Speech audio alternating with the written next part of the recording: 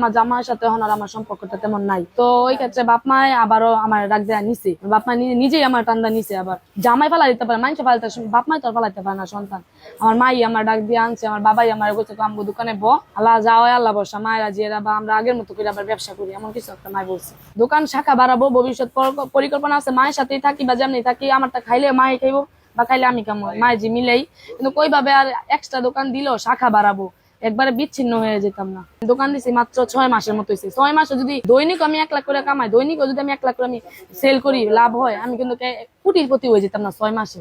তো যাই বলছে আলহামদুলিল্লাহ, না হইলো হইয়া যেমন মানুষের এইসব কথাই আরো মানুষ শত্রু তো বাইরে বেশি। দোকানটা দিছে বাইঙ্গা একটা পিঠার ব্যবসা এত টিয়া লাভ যে আমরা 6 মাসের ভিতরে কোটিপতি হয়ে গেছি একটা দোকান দিয়া। এত তো আমার স্টাফ সবকিছু মিলে 16 জন মানুষ আমি খাটাইছি, এত কিছু মিলে আমি কোটিপতি হয়ে গেছি গা। আমি অনেক সত্যি কথা বলতাম তো, 2টা টাকাও আমার কাছে ক্যাশ না। আমার এই দোকানে বসছি, মায়ে যদি আমার দেয় তো আমি চলতাম, নাইলে নাই।